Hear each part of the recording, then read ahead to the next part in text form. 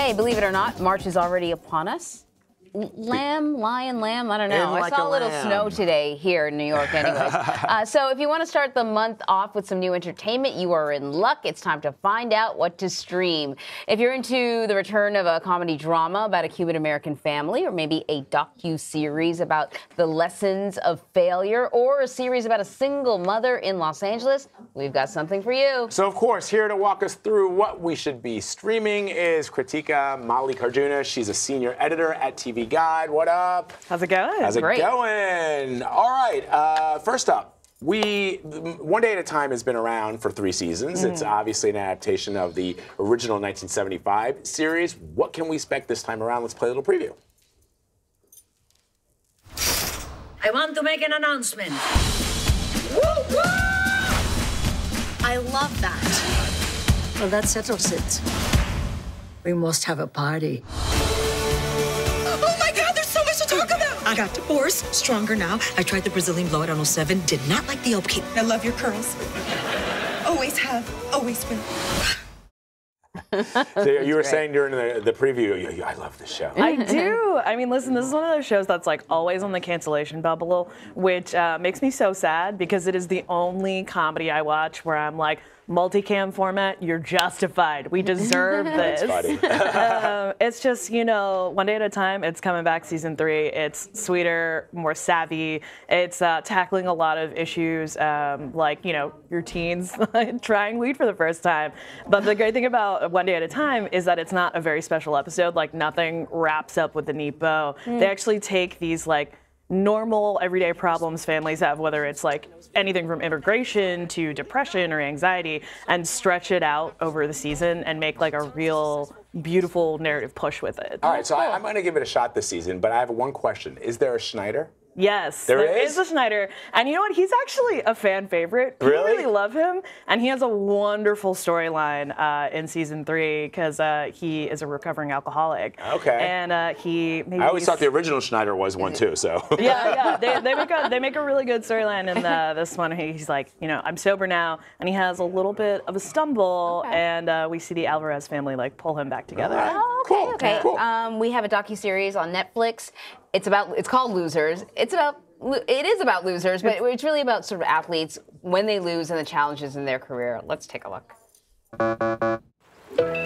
He muttered to me, if you'll excuse my English, I've lost it.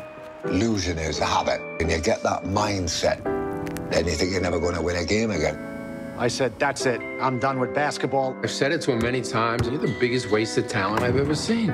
I had never encountered that kind of darkness before, but I knew I had something to prove.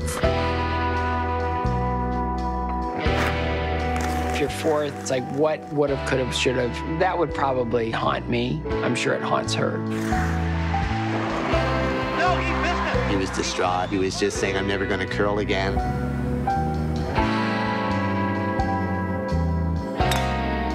Things happen for a reason, you know? And now, which part of yourself is going to come out? Who are you really? What are you made of?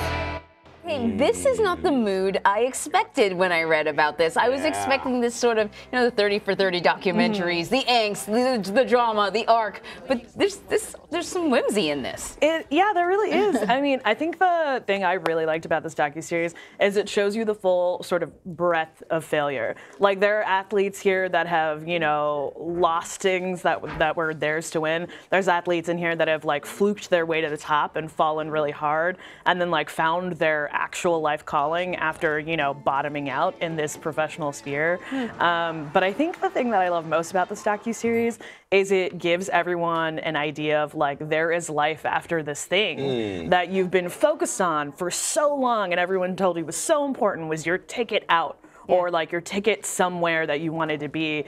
And, you know, life after is far more fascinating and weird and wonderful than their professional careers. It's a great thing for people who love sports and a great thing to watch for people who don't like sports. Like documentary Friday Night Lights style. Right. I'm into that. I'm into that too. Yeah. All right, last but not least is the return of Better Things to FX. Here is a preview. Hey, you're so rude! Hey, you have 1 minute. You can say anything you want to each other, but then it's over, okay?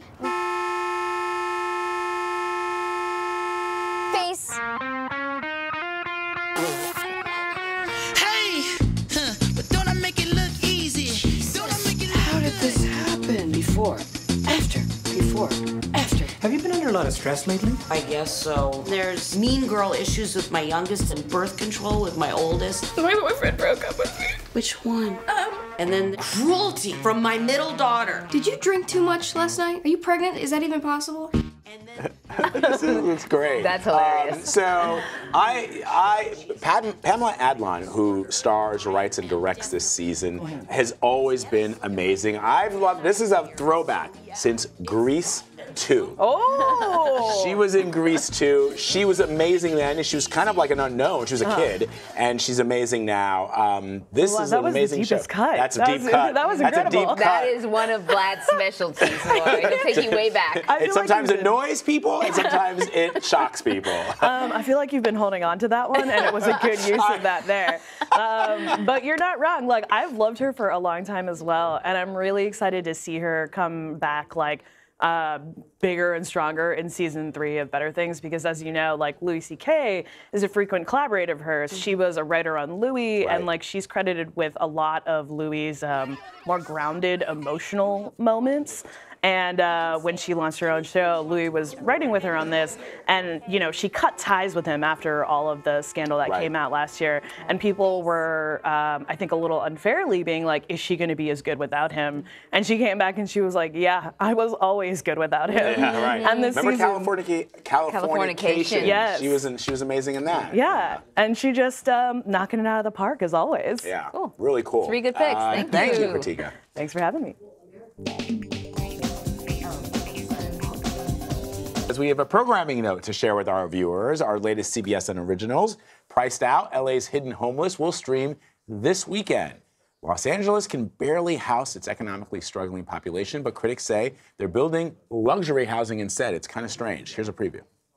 We're in the midst of a serious financial crisis. Housing shortages now afflict cities across the nation as corporate developers evict tenants and drive up rents. We're in need of 550,000 units of housing, but instead we're building luxury housing. It's like I'm showing you my bedroom, and it sucks. Did you ever think that you could be living out of your vehicle? No. Sometimes I feel like I failed as a mother. You can stream Priced Out, LA's Hidden Homeless, Sunday at 8 p.m. Eastern on CBSN and anytime on CBSNews.com.